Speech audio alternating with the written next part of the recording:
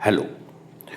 Oceanography की series में यह वीडियो ओशियन करंट्स की जो ओरिजिन है, कैसे उनकी उत्पत्ति होती है, उस पर है। ये मेंस में भी आता है, कैसे समुद्र की जो धाराएं हैं, सामुद्रिक धाराएं हैं, उनकी उत्पत्ति के कौन कौन से कारक या फैक्टर रिस्पॉन्सिबल हैं। तो उससे पहले थोड़ी सी एक जनरल इन्फॉर्मेशन लेते हैं कि ओशन करंट्स क्या होती हैं। The general movement of A mass of ocean water, oceanic water, समुद्र की जो जल राशि है उसका जो सामान्य मूवमेंट है, गति है, in a definite direction is called ocean current. उसी को समुद्र धारा कहते हैं, महासागरों में चलने वाली धारा कहते हैं। एक निश्चित डायरेक्शन में चलती हैं और विशाल जल राशि होती है। जहाँ तक इसका वर्गीकरण है, इसको हम दो भागों में बांट सकते हैं। Velocity, dimension, direction point of view से देखे जाए तो ड्रिफ्ट, करंट और स्ट्रीम तीन भागों में होता है। और तापमान के आधार पर इसका वर्गीकरण गर्म धाराएं, वार्म करंट्स और कोल्ड करंट्स, और ठंडी धाराएं समुद्र की। अच्छा, आगे देखते हैं। अब थोड़ा सा ये भी अंतर देखें ड्रिफ्ट, करंट्स और स्ट्रीम में। कुछ लोग करंट्स और स्ट्रीम को एक ही रख देते हैं। तो ड्रिफ्ट करंट की जो वेलोसिटी है, वेलोसिटी सबसे ज़्यादा कम जो है ड्रिफ्ट की होती है, देन करंट्स की होती है, स्ट्रीम की सबसे ज़्यादा होती है।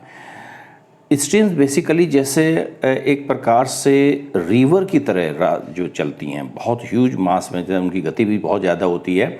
जैसे हम कॉन्टिनेंट पर, समुद्र महाद्वीपों पर नदियों का देखते हैं, उनका मूवमेंट देखते हैं, इसी प्रकार से ओशनिक सरफेस पर, समुद्र के सरफेस पर एक अलग से ही विशाल राशि एक नदी की तरह बहती है। उसका अलग से ही देखा जा सकता है, वहाँ पर मूवमेंट बहुत ज़्यादा है, उसकी वेलोसिटी बहुत ज़्यादा है। डायरेक्शन देखा जाए तो streams have a more defined direction than the drifts. Stream की जो डायरेक्शन होती है वो एक स्पष्ट रूप से डिफाइन होती है, और ड्रिफ्ट में ऐसा नहीं होता है। Streams are driven by global process, जो भौगोलिक प्रक्रियाएँ हैं वो उनके द्वारा निर्भर होती है, जबकि ड्रिफ्ट पर लोकल फैक्टर का ज़्यादा प्रभाव होता है। और उदाहरण के लिए नॉर्थ अटलांटिक ड्रिफ्ट और गल्फ स्ट्रीम, ये जो है इसके उदाहरण हैं। अच्छा, मेन टॉपिक पे आते हैं कि कौन कौन सी इसके फैक्टर्स और है रेस्पॉन्सिबल करंट्स के लिए। सबसे पहला फैक्टर रेस्पॉन्सिबल है रोटेशन ऑफ द अर्थ। अर्थ की जो भ्रमण है, घूर्णन है, उस पर उसके कारण क्या होता है, कैसे समुद्र की धाराएं प्रभावित होती हैं। रोटेशन ऑफ द अर्थ, अर्थ का घूर्णन। जैसे हम जानते हैं अर्थ वेस्ट टू ईस्ट अपने जो अक्ष है, एक्सिस पे जो है रोटेट करती है, और इसके कारण एक डिफ्लेक्टिंग फोर्स पैदा होता है जिसको कोरियोलिस फोर्स कहते हैं। ये डिफ्लेक्टिंग फोर्स का मतलब हिंदी में होता है विक्षेपक बल, विस्थापन बल, जो अपने मार्ग से किसी चीज़ को विचलित कर दे। तो कोरियोलिस फोर्स होता है। ये क्यों जनरेट होता है? अर्थ के रोटेशन से, क्यों अर्थ अपने अक्ष पर वेस्ट टू ईस्ट रोटेट करती है, तो उसके कारण एक कोरियोलिस फोर्स होता है जिसको डिफ्लेक्टिंग फोर्स भी कहते हैं। इस फोर्स के कारण NH का मतलब नदर्न हेमिस्फीयर, उत्तरी गोलार्ध में जो समुद्र की धाराएं हैं वो अपने दाईं ओर और सदर्न हेमिस्फीयर में यानी कि दक्षिणी गोलार्ध में बाईं ओर डिफ्लेक्ट होते हैं, विक्षेपित हो जाती हैं ओशियन करंट्स। और ये जो कोरियोलिस फोर्स है, ये जो विंड्स हैं जो हैं उस पर भी लगता है। ये मतलब कोरियोलिस फोर्स मूविंग ऑब्जेक्ट पे लगता है, तो विंड्स पे भी लगती हैं। विंड्स भी अपनी राइट की ओर नदर्न हेमिस्फीयर में मूव करेंगी, डिफ्लेक्ट होंगी सॉरी, और सदर्न हेमिस्फीयर लेफ्ट को होती है। तो कहने का मतलब है समुद्र धाराएं के साथ साथ जब जो विंड्स होती हैं, पवनें होती हैं, उन पर भी वो भी यही नियम को फॉलो करती हैं। अच्छा, इक्वेटर के पास हम एक प्रकार की अपोजिट देखते हैं। देखिए, वेस्ट टू ईस्ट चलती है रोटेट, लेकिन इक्वेटर के पास जो ओशियन करंट्स हैं वो जो है अपोजिट चलती हैं अर्थ के रोटेशन के। यानी कि अर्थ का रोटेशन क्या है? वेस्ट टू ईस्ट, यानी कि ईस्ट टू वेस्ट चलती हैं।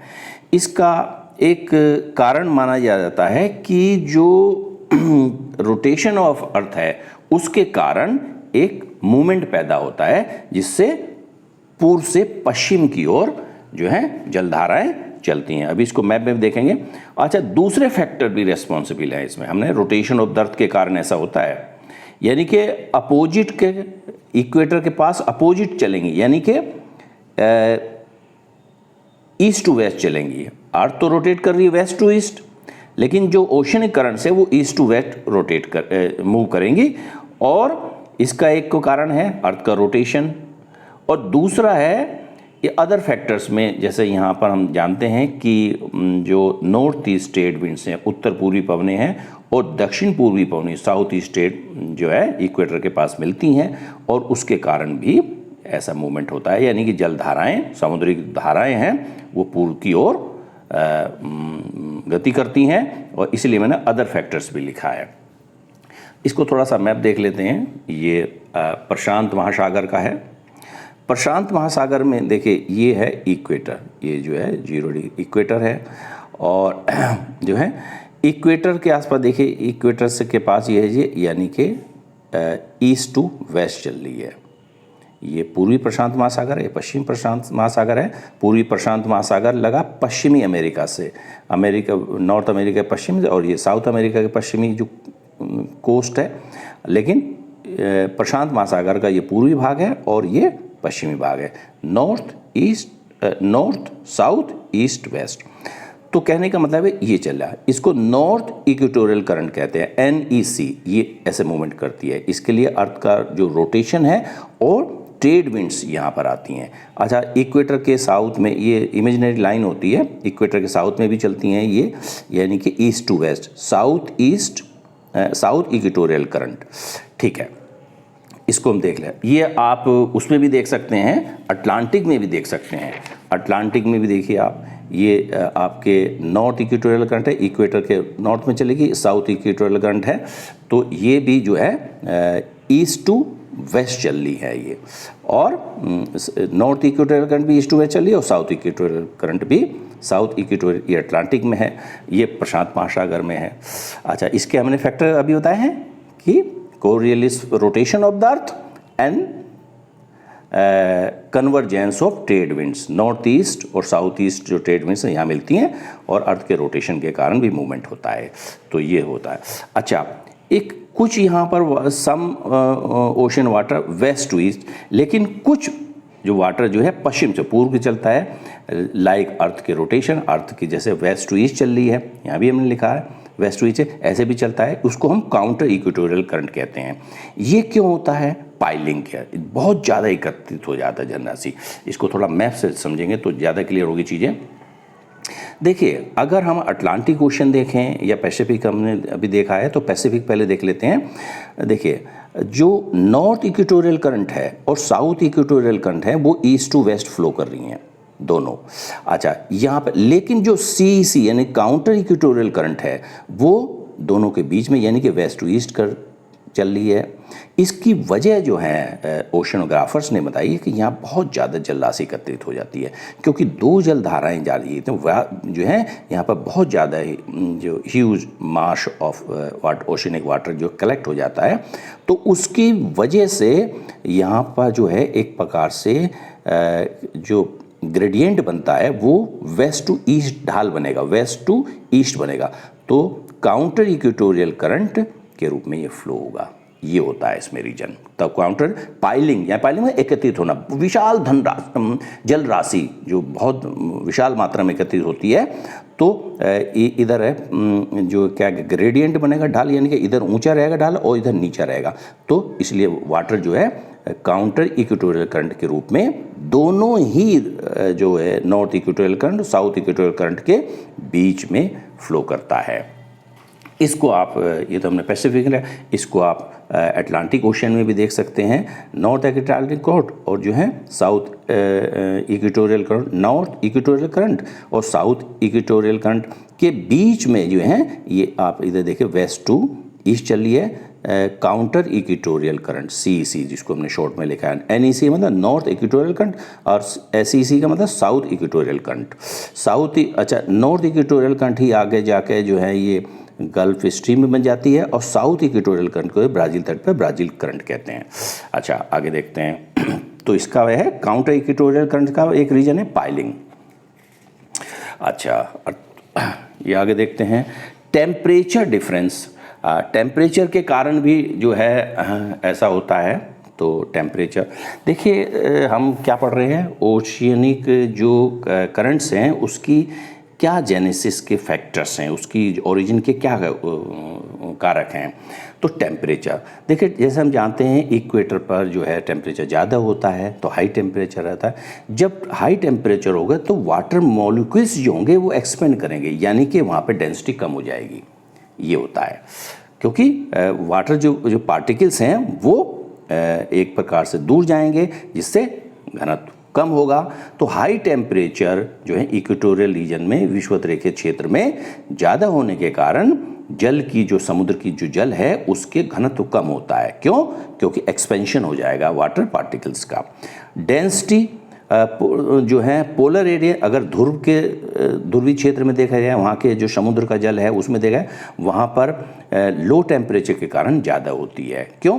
क्योंकि पार्टिकल्स जो वाटर पार्टिकल क्लोज आ जाते हैं तो डेंसिटी बढ़ जाती है। अच्छा, this result into the movement of water from the equator. तो इसका वजह क्या है कि जो है इक्वेटोरियल रीजन में जो है इसका वॉल्यूम, इसका एक्सपेंशन हो जाएगा। क्यों? क्योंकि यहाँ टेम्परेचर है, एक्सपेंशन बढ़ जाएगा, वॉल्यूम बढ़ जाएगा, एक्सपेंशन हो जाएगा। तो एक्सपेंशन होने के कारण, वॉल्यूम के एक्सपेंशन होने के कारण लो लैटिट्यूड से यानी कि इक्वेटर से जो है पोल की तरफ जो है क्या चलेगी, जलधाराएं चलेगी। और क्योंकि वहाँ पर डेंसिटी ज़्यादा है तो ज़्यादा डेंसिटी का वाटर थोड़ा सिंक करेगा, हल्का सिंक करता है, वो सिंक करेगा क्योंकि भारी होता है डेंसिटी के कारण। तो सब सरफेस के रूप में यानी कि पोल से इक्वेटर की तरफ से समुद्र के अंदर में ऊपर की सतह के थोड़े नीचे जल जो है प्रभावित धारा के रूप में आएगा। और इस प्रकार से क्योंकि इक्वेटर का जो है वाटर जो है पोल की तरफ गया है तो यहाँ वाटर की जो है लॉस हुआ है, तो उसको बैलेंस करने के लिए पोल से सब सरफेस यानी कि नीचे की तरफ से जल राशि आएगी और इस प्रकार से पूरा एक साइकिल कंप्लीट हो जाएगा। The result into the movement of water from the equatorial region, जैसे हमने कहा इक्वेटर रीजन से, क्योंकि यहाँ एक्सपेंशन हो जाएगा तो यहाँ से इक्वेटर की तरफ जो है इक्वेटर से पोलर की रीजन की तरफ चलेगा एंड वाइस वर्सा। यानी कि अब क्या है, पोलर से इधर आएगा। तो एक प्रकार से जो है ये आप इसका एक पूरा एक सा चक्र पूर्ण हो जाता है। गल्फ स्ट्रीम देखिए अटलांटिक में चलती है, ये इक्वेटर से पोल की तरफ चलती है, हाई लैटिट्यूड्स की तरफ, उच्च अक्षांशों की तरफ चलती है। क्यूरोसियो, ये दोनों गर्म धाराएं हैं, क्यूरोसियो प्रशांत महासागर में चलती हैं, ये भी इक्वेटर से ऊपर की तरफ चलती हैं। यानी कि लो लैटिट्यूड से हाई लैटिट्यूड की तरफ क्यूरोसियो चलती है प्रशांत महासागर में, और गल्फ स्ट्रीम जो है ये भी लो लैटिट्यूड से, निम्न अक्षांशों से हाई लैटिट्यूड उच्च अक्षांशों की तरफ चलती है। और इसका मतलब है यहाँ पे क्योंकि इक्वेटर के से पास से जाती हैं तो इसलिए गर्म है ये, तो वहाँ से पोल की तरफ से फिर ठंडी धाराएं भी आती हैं। अच्छा, ये अटलांटिक में चलती हैं, ये पैसिफिक में। अच्छा, आगे देखते हैं सैलिनिटी। सैलिनिटी जैसे हम जानते हैं कि इंक्रीज द डेंसिटी, अगर किसी वाटर जो है कोई फ्रेश वाटर है उसमें सैलिनिटी नहीं कम है, बहुत ही है, कम है, तो वो उसकी डेंसिटी कम होगी। लेकिन अगर उसमें सैलिनिटी ज़्यादा है, लवणता ज़्यादा है, तो जल की डेंसिटी बढ़ती है। हाई सैलिनिटी मतलब ग्रेटर, यदि हम किसी भी वाटर बॉडी की अगर सैलिनिटी ज़्यादा है तो इसका मतलब है उसका घनत्व ज़्यादा है। और डेंसर वाटर सिंक, क्योंकि डेंसर वाटर जो है नीचे बैठेगा, नीचे की तरफ जाएगा, एंड मूव जब सब सरफेस, और धरातल पर धरातल के नीचे से बहेगा वो। Whereas less saline water, जो लेकिन जो कम लवण है, उसकी जो सैलिनिटी लवणता कम है, वाटर वो टूवर्ड्स ग्रेटर सैलिनिटी सरफेस के रूप में वो सरफेस की तरफ ऊपर चलेगा, वो समुद्र के ऊपरी धरातल से मिलकर चलेगा, क्योंकि वो उसकी सैलिनिटी कम है। लेस सैलिनिटी मतलब होता है कि उसकी डेंसिटी कम हो गई। लेकिन जो हायर डेंसिटी है हाई डेंसिटी किस लिए, हाई सैलिनिटी के, तो इस प्रकार से सरफेस और सब सरफेस के रूप में चलती हैं। अच्छा, एक चीज़ जो आया है एग्जाम में कि अटलांटिक ओशियन से मेडिटेरियन के सी की तरफ जो एक धाराओं का एक चक्र पूर्ण होता है वो कैसे होता है, इसका इसका डेंसिटी पे लगेगा, डेंसिटी कारण होता है। क्यों? क्योंकि अटलांटिक ओशियन से अटलांटिक की जो सैलिनिटी है और मेडिटेरियन का जो ईस्टर्न पार्ट है भूमध्य सागर आपस में जुड़ा है जिब्राल्टर स्टेट के द्वारा। जिब्राल्टर स्टेट से वाटर अटलांटिक से मेडिटेरियन की तरफ फ्लो करता है। अच्छा, मेडिटेरियन का जो ईस्टर्न पोर्शन है, इधर आपके जो लेबनान या इजराइल साइड में है, तो पूर्वी भूमध्य सागर, वहाँ पर हाई इवेपोरेशन होता है, बहुत उच्च वाष्पन ज़्यादा होने का डेंसिटी ज़्यादा हो जाती है, यानी कि वहाँ पर सैलिनिटी ज़्यादा है। तो सैलिनिटी ज़्यादा होने के कारण वहाँ का वाटर सिंक करेगा। लेकिन अटलांटिक से जो वाटर जा रहा है, यानी कि अटलांटिक इसके वेस्ट में पड़ेगा, वेस्ट से ईस्ट की तरफ जा रहा है, वो लेस सैलाइन है, तो ये सरफेस के रूप में चलेगा।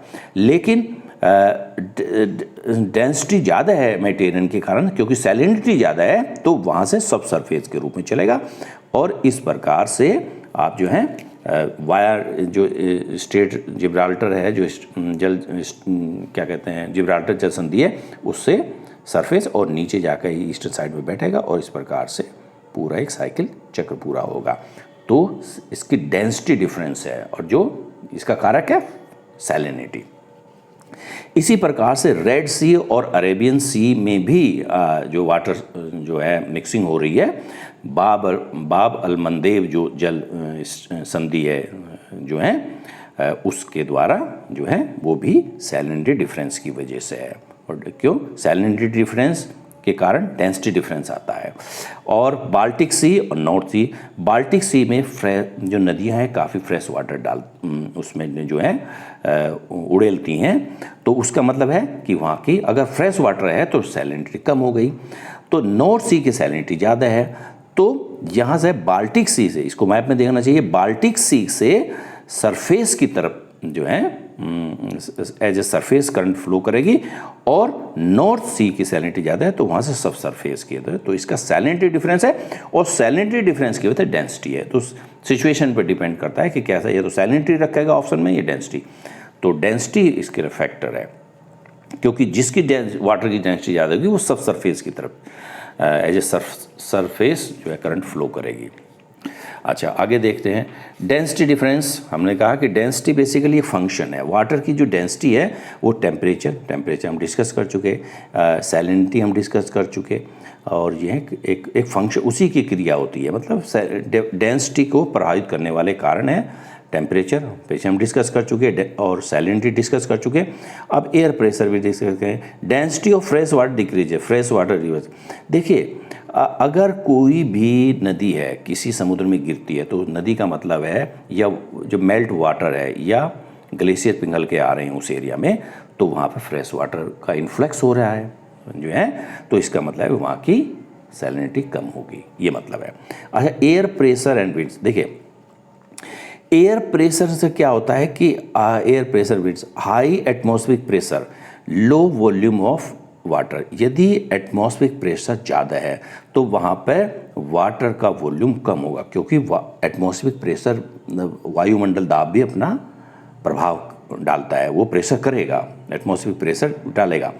अच्छा, लोअर द वाटर लेवल, इसकी वजह से प्रेशर की वजह से वाटर का लेवल लो हो जाएगा, यानी कि हाई एटमॉस्फेयर, ऊंच वायुमंडल दाब के कारण जो है जो वाटर का जो क्या कहते हैं वॉल्यूम है वो कम होगा, और इससे सी लेवल कम होगा वहाँ, क्योंकि दबाव डालेगा ओशियनिक वाटर, एटमॉस्फेरिक प्रेशर।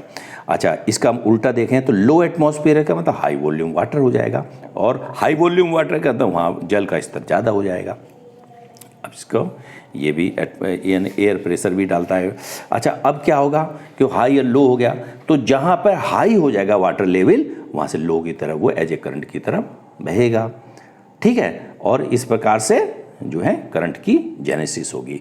जो प्रिवेलिंग विंड्स हैं, देखिए वर्ल्ड में जो प्रिवेलिंग विंड्स 3 होती हैं, प्रचलित पवनें या प्लेनेटरी विंड्स कहते हैं या स्थायी पवनें भी कहते हैं, परमानेंट 3 होती हैं। व्यापारिक पवनें ट्रेड विंड्स, पछुआ पवनें वेस्टर्लीज और पोलर ध्रुवीय पवनें जो है ये भी फ्रिक्शन डालती हैं। इन फ्रिक्शन के कारण ड्रैगिंग होती, खींचती हैं, यानी कि जब ये पवनें समुद्र पर चलती हैं तो ये फ्रिक्शन के कारण ओशनिक वाटर में मूवमेंट आता है जिससे करंट्स जेनेसिस हो जाती है, करंट की उत्पत्ति होती है। इक्वेटोरियल करंट, जैसे हमने शुरू वाले पेज में डिस्कस किया था कि नॉर्थ ईस्ट और साउथ ईस्ट जो ट्रेड विंड्स हैं बेसिकली ये फ्रिक्शन लगाती हैं और जिसके कारण जो है नॉर्थ इक्वेटोरियल करंट और साउथ इक्वेटोरियल करंट्स मूवमेंट करती है। तो इक्वेटोरियल करंट, क्योंकि यहाँ के दो इक्वेटर के पास दोनों ही उत्तर पूर्वी दक्षिण पूर्वी व्यापार पवनें आती हैं और इस प्रकार से इन पर प्रेशर डालती हैं। गल्फ स्ट्रीम, अच्छा गल्फ स्ट्रीम का मतलब है कि जब गल्फ स्ट्रीम आएगी तो गल्फ स्ट्रीम जो है ये मैक्सिको खाड़ी से निकलती है तो ये नॉर्थ ईस्ट में फ्लो करती है। अगर आप देखें तो ये देखिए, इसको थोड़ा सा यहाँ देख लेते हैं, ये है यहाँ से ये मैक्सिको की खाड़ी है तो मैक्सिको की खाड़ी से ये गल्फ स्ट्रीम निकलती है तो नॉर्थ ईस्ट डायरेक्शन में चलती है और जब ये 30-35 डिग्री के आसपास पहुँच जाती है, 30-35 से 60-65 के बीच जैसे पछुआ पवन में आती है तो वेस्टर्लीज के प्रभाव में आती है। वेस्टर्लीज इसको लेके चल जाएंगे। देखिए यहाँ पर है ट्रेड विंड्स, ये ट्रेड विंड्स के कारण इधर जा रही हैं मूवमेंट के, क्योंकि ट्रेड विंड्स ऐसे आ रही हैं, ट्रेड विंड्स ऐसे आ रही है नॉर्थ ईस्ट से और साउथ ईस्ट से, तो इक्वेटर के आसपास उनका प्रभाव होता है तो ये जो है इस तरह से ड्रैग करेंगी। और जब ये पछुआ 30-35 से लेकर 60-65 के बीच में, तो यही जो वाटर बॉडी है ये वेस्टर्लीज के प्रभाव में आती है तो पछुआ पवनें इनको यूरोप की तरफ लेके जाती हैं। तो इस प्रकार से गल्फ स्ट्रीम वेस्टर्लीज के प्रभाव में आएंगी। अच्छा, इसको यहाँ से प्रशांत महासागर में भी देख सकते हैं हम। देखिए ये जो एरिया यहाँ पे नॉर्थ ईस्ट ट्रेड विंड्स आ रही हैं और इधर साउथ ईस्ट ट्रेड विंड्स, तो ये वाटर बॉडी को लेके जा रही हैं, ठीक है। अच्छा, बाद में ये हाई एक्सांसों की तरफ बढ़ती हैं तो 30-35 की तरफ जाएंगी तो वेस्टर्लीज के प्रभाव में आ जाएगी तो वेस्टर्ली इधर भी वेस्टर्लीज चलती हैं तो इधर ये वेस्टर्लीज इधर ले आएंगे इसको। तो इस प्रकार से पछुआ पवनें वैसे ईस्ट को लेकर चल जाती हैं और पूर्वी पवनें जो ईस्ट टू वेस्ट लेकर जाते हैं बॉडी को, वाटर बॉडी को। और इससे कोस्टों का टेम्परेचर, यूपीएससी ने टेम्परेचर पूछा था तो अगर आप प्रीवियस ईयर का पेपर देखें, अभी जो है अभी 2 साल पहले ही आया था, तो उसमें कहा कि देखिए इधर का गर्म वाटर इधर जाएगा लेकिन ये जो है गर्म वाटर जो है इधर लेके जाएगा तो जो है वेस्टर्लीज लेके चली जाएंगी उसको। हाँ, तो गल्फ जो है गल्फ स्ट्रीम क्यूरोसियो वेस्टर्लीज के प्रभाव में आती है तो ये है क्यूरोसियो उसके चली जाती हैं। इंडियन ओशियन में भी सीजनल बेसिस पे है, इसको हम अभी थोड़ी देर में देखेंगे क्योंकि देखिए जैसे भी हम जानते हैं कि क्या कहते हैं विंटर में जो है हाई प्रेशर होता है इंडियन सब कॉन्टिनेंट में, तो लैंड से ओशियन की तरफ विंड चलेंगी तो उससे जो है क्या कहते हैं आपकी जो पवनें हैं क्या कहते हैं इंडियन ओशियन में जो करंट्स हैं वो भी प्रभावित होती हैं। जैसे ये देखिए आपके जैसे विंटर में हाई प्रेशर है तो हाई प्रेशर के कारण लैंड से, ये इंडियन सब कॉन्टिनेंट है तो इंडियन सब कॉन्टिनेंट से इधर चलेंगी तो हाई प्रेशर से ओशन पे लो प्रेशर है तो ये विंड्स की डायरेक्शन ऐसे लेके चली जाएंगी इसको। इसी प्रकार से इसमें देखिए समर में क्या होता है कि लैंड पे लो प्रेशर होता है और ओशन पे हाई प्रेशर होता है तो हाई प्रेशर से वो तरफ चलती हैं, हाई प्रेशर से लो प्रेशर की तरफ चलेंगी। तो इस प्रकार से जब पवनें इसके ऊपर चलेंगी ओशन वाटर बॉडी पे चलेंगी इंडियन ओशन के तो जो करंट्स भी लेके चल जाएंगी इसी डायरेक्शन में चलती हैं क्योंकि साउथ ईस्ट मानसून जो है ये आपके आता है साउथ वेस्ट दक्षिण पश्चिम मानसून आता है तो दक्षिण पश्चिम मानसून की दिशा ऐसे होती है लेकिन जो है ये डायरेक्शन में करंट्स भी उसी डायरेक्शन में बहती है। साउथ वेस्ट मानसून करंट है ये, यानी मानसून की जो दिशा होती है उसी है, मानसून की दिशा को ही फॉलो करती हैं क्योंकि समर में वो इंडियन ओशन पर हाई प्रेशर होता है और लो प्रेशर कहाँ होता है लैंड पर, तो जो है हाई प्रेशर से लो की तरफ जो है विंड्स चलती हैं और उन विंड्स के कारण ओशन करंट्स भी पैदा होती हैं जो की दिशा जिसकी दिशा विंड्स की तरह होती हैं। अच्छा ओके, देखते हैं आगे। Rainfall and evaporation. देखिए रेनफॉल कैसे डिसाइड करता है लो इवेपोरेशन एंड हाई रेनफॉल। यदि किसी क्षेत्र में जैसे आप देखें किसी क्षेत्र में जैसे इक्वेटर के आसपास जो है देखें तो हाई रेनफॉल होता है, डेली रेनफॉल होता है, वहाँ पे जो है एक्सेप्शनली हाई रेनफॉल होता है इक्वेटर के आसपास, तो हाई रेनफॉल है। और लो इवेपोरेशन है वहाँ पर, क्योंकि क्लाउडी एरिया होता है, ऊपर जो है बादलों का इतना भी इवेपोरेशन नहीं होता जितना 20 या 25 के डिग्री अक्षांशों पर होता है सॉरी। तो लो इवेपोरेशन तो सी वाटर हाई हो जाएगा, क्योंकि हाई रेनफॉल और लो इवेपोरेशन से वाष्पन के कारण सी लेवल बढ़ जाएगा। और लेस सैलाइन होगा, क्योंकि रेनफॉल जो है जो पानी आ रहा है वर्षा का वो तो फ्रेश वाटर है, उसमें सैलिनिटी है नहीं है, तो वो लेस सैलिनिटी होगी और लेस डेंसिटी। अगर फ्रेश वाटर किसी उसमें नदियों में मान लिया फ्रेश वाटर, नदियों के माध्यम से समुद्र में फ्रेश वाटर है, तो उस एरिया की सैलिनिटी कम हो जाएगी, तो जो फ्रेश वाटर सैलिनिटी को रिड्यूस कर देगा, तो लेस सैलिनिटी हो, तो इसके कारण समुद्र का जो है लेवल बढ़ जाएगा। तो अच्छा आगे देखते हैं अभी देखते हैं हाई इवेपोरेशन है लो रेनफॉल। इसका उल्टा क्या है, यदि इवेपोरेशन हाई है और लो रेनफॉल है, यानी फ्रेश वाटर का भी कम आ रहा है, तो रेनफॉल नहीं है तो फ्रेश वाटर नहीं आ रही है, तो इसका मतलब है सी लेवल जो है वो सी वाटर लेवल है लो हो जाएगा और हाई सैलिनिटी होगी वहाँ, क्योंकि इवेपोरेशन बहुत ज़्यादा है, वाष्पन बहुत तेज़ सा हो रहा है, लेकिन रेनफॉल भी बहुत कम है, तो हाई डेंसिटी हो जाएगी। तो लोअर्स वहाँ का सी लेवल लो हो जाएगा, यहाँ पर ज़्यादा हो जाएगा। ये फैक्टर्स लिख दिए मैंने। अच्छा इसके कारण क्या होता है, near equator high water level, क्योंकि इक्वेटर के पास लो इवेपोरेशन होता है, हाई रेनफॉल, तो high rainfall and low evaporation का हाई वाटर लेवल होगा। अच्छा ocean currents move towards high latitude, क्योंकि यहाँ वाटर लेवल ज़्यादा हो जाएगा, तो जो है हाई लैटिट्यूड तो यानी कि इक्वेटर तो लो लैटिट्यूड पे आता है, निम्न अक्षांशों से उच्च अक्षांशों की तरफ ओशियन करंट्स बहेंगी। अच्छा इसका उल्टा जो है पोलर एरिया पे क्या है, अच्छा पोलर एरिया पे जो है हाई वाटर लेवल क्या है, हाई वाटर लेवल होने के वहाँ थोड़े से अलग फैक्टर हैं, क्योंकि लो इवेपोरेशन है, वहाँ पे इवेपोरेशन बहुत कम है, क्योंकि टेम्परेचर वहाँ तो सन की जो रेज हैं वो काफ़ी स्लैंटिंग है, काफ़ी ओब्लिक हैं, तो वहाँ पे इवेपोरेशन होता नहीं है ज़्यादा है। तो और वहाँ पे जो है ग्लेशियर्स जो हैं पिघलते रहते हैं, आइस मास जो है पिघलेंगे, तो इससे हाई वाटर लेवल हो जाएगा, क्योंकि लो इवेपोरेशन, लेकिन जल के पिघलने के कारण जो है वो जल राशि का अमाउंट जो है बढ़ जाएगा, तो हाई वाटर लेवल हो जाएगा। तो पोलर एरिया से लो लैटिट्यूड्स की तरफ कोल्ड करंट चलेंगी, क्योंकि हाई लैटिट्यूड्स से यार वहाँ टेम्परेचर कम है, तो जाहिर सी बात है करंट्स वहाँ कोल्ड ही होंगी, तो वो लो लैटिट्यूड्स की यानी कि इक्वेटर की तरफ आएंगी। ये एक वजह है। Direction shape and configuration of coast line, तटीय लेखों का जो बनावट है, आकार है, दिशा है, वो भी करंट की दिशा को, जेनेसिस को प्रभावित करता है। जैसे इक्वेटोरियल करंट है, अगर हम अटलांटिक ओशियन के उदाहरण देख सकते हैं, गल्फ स्ट्रीम और ब्राज़ील स्ट्रीम, इसको हम थोड़ा सा क्या कहते हैं, अगर हम इसको मैप से देखा जाए, देखिए हाँ ये नॉर्थ इक्वेटोरियल करंट है, साउथ इक्वेटोरियल, बेसिकली ये इक्वेटर्स की वजह से हमने इमेजिनरी बना लिया है, लेकिन पूरी ये बॉडी कनेक्ट होती है, वाटर बॉडी। तो ये है, ये ब्राज़ील के तट के पास जब पहुंचती हैं, तो ब्राज़ील के तट के कारण, क्योंकि ये बिल्कुल परपेंडिकुलर होगी, वाटर जो वाटर आ रहा है, ये वाटर आ रहा है, मान लीजिए ये आ रहा है, तो इसके परपेंडिकुलर होगी, तो परपेंडिकुलर के कारण ये दो भागों में बढ़ जाएगी। तो कोस्ट लाइन भी दिशा कर रही है। नॉर्थ इक्वेटोरियल करंट जो है इधर कैरिबियन सी से होती है, मैक्सिको खाड़ी में, गल्फ ऑफ मैक्सिको में एंटर करेगी, और वहाँ पर मैक्सिको की खाड़ी से निकलकर नॉर्थ अटलांटिक ड्रिफ्ट के रूप में, ये गल्फ स्ट्रीम के रूप में, और फिर नॉर्थ अटलांटिक ड्रिफ्ट बेसिकली ये branch of north Atlantic drift, gulf stream का ही एक पार्ट है नॉर्थ अटलांटिक ड्रिफ्ट के रूप में ये बहेगी।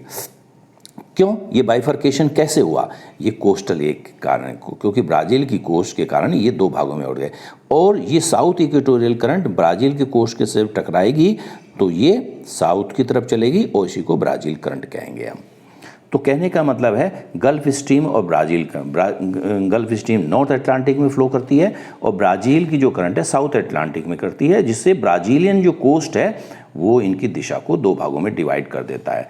तो डायरेक्शन वगैरह जो कॉन्फ़िगरेशन कोस्ट लाइन का प्रभावित करता है, ये इस एग्जाम पे है।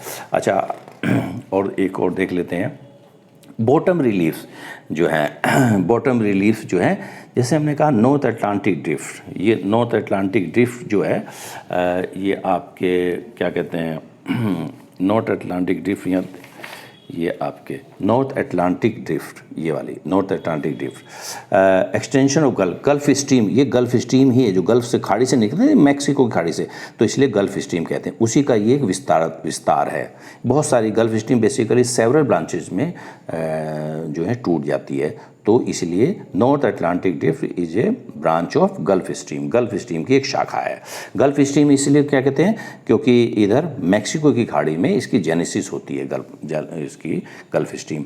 तो जब ये गल्फ स्ट्रीम का विस्तार is deflected to the right when it crosses over the, ये राइट की ओर थोड़ा सा डिफ्लेक्ट हो जाती है यहाँ पे, क्योंकि अगर हमने इससे पहले हमने अटलांटिक ओशियन की रिज पढ़ाई थी आपको, तो Wyville Thomson ridge basic Atlantic की का ही पार्ट है, तो विविल थॉम्सन रिज यहाँ पे आती है। उसके कारण, क्योंकि बॉटम रिलीफ है, नीचे एक पर्वत है, रिज क्या होती है, सबमरीन माउंटेन रेंजेज हैं।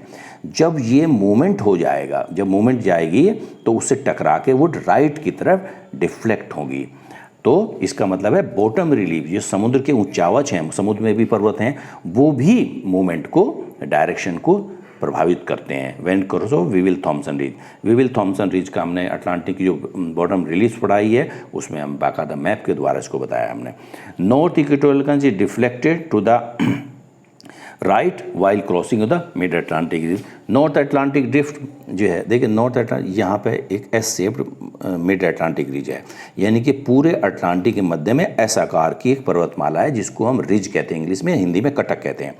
जब ये नॉर्थ अटलांटिक ड्रिफ्ट से टकराती है, ये मिडिल में है, तो भी ये है जो नॉर्थ अटलांटिक जो क्या कहते हैं नॉर्थ इक्वेटोरियल करंट है, वो डिफ्लेक्ट होगी राइट को, यानी कि बॉटम रिलीफ्स जो हैं, समुद्री जो ऊंचावच हैं, जो हैं, जो नितल हैं, ऊंचे नीचे भाग हैं, वो भी डिफ्लेक्शन को विचलन करते हैं, मतलब डिफ्लेक्शन पैदा करते हैं को जो है समुद्र की धाराओं में। सीजनल वेरिएशन, जैसे हम ऑलरेडी डिस्कस कर चुके हैं, इंडियन ओशन में currents move east to west along the coast during north east monsoon winter. देखिए नॉर्थ ईस्ट माउंटेन विंटर का क्या मतलब होता है, विंटर में लैंड से ओशन की तरफ जो है विंड्स चलती हैं, जिसको नॉर्थ ईस्ट मानसून कहते हैं।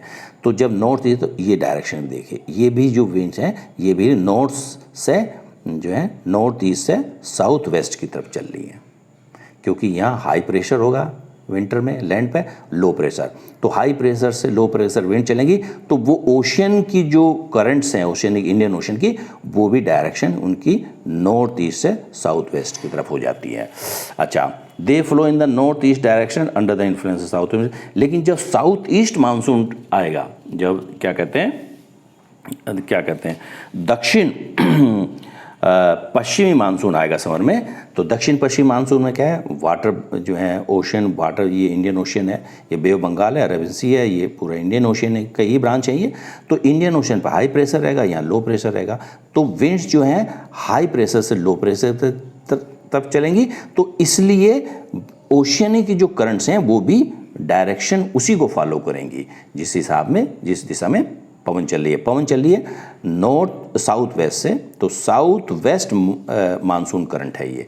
तो कहने का मतलब है इंडियन ओशियन में सीजनल वेरिएशन होता है, जो विंटर में जो है डायरेक्शन उनकी जो ओशियन करंट्स की कुछ और होती है, और समर में कुछ और होती हैं, जो विंड्स की जो डायरेक्शन है लैंड टू ओशियन या ओशियन टू लैंड, उसी को फॉलो करती हैं।